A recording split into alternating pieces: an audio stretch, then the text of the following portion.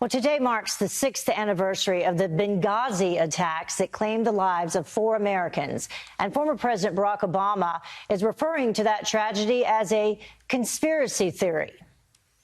This Congress has embraced wild conspiracy theories like those surrounding Benghazi.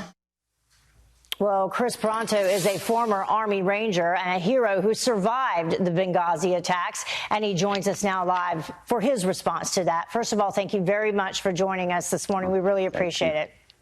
You know, not only were you there, you're credited with saving, approximately 20 people during that attack. You fought for over 13 hours. You fought off terrorists. You know that it happened. You know that it was not a conspiracy theory.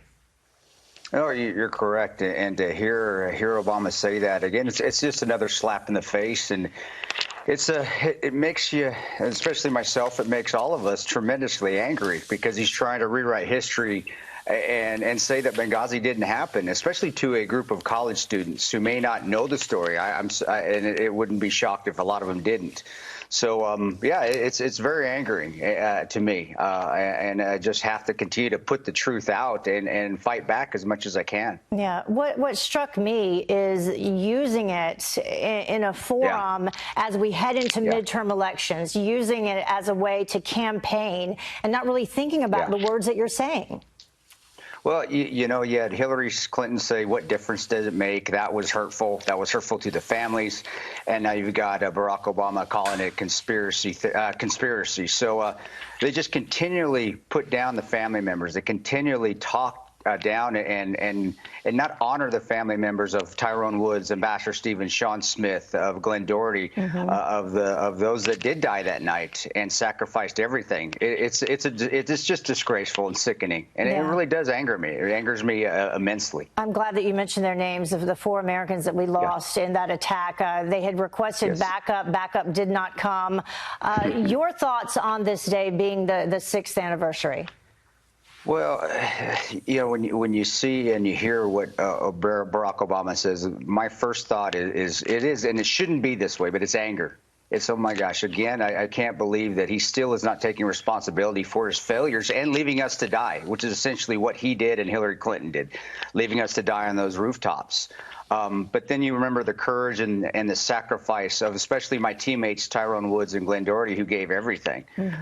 So you try to find the positives of it and positives of the great American spirit and the positive of patriotism of service members giving of themselves so others may live. And that's where you just try to find a silver lining. And that's what I'll do all day. What about that great American spirit and that patriotism? What is happening to that when you have things like what went on Twitter? I know there was this incident on Twitter. You posted something. You were temporarily blocked. Take us through that. What happened?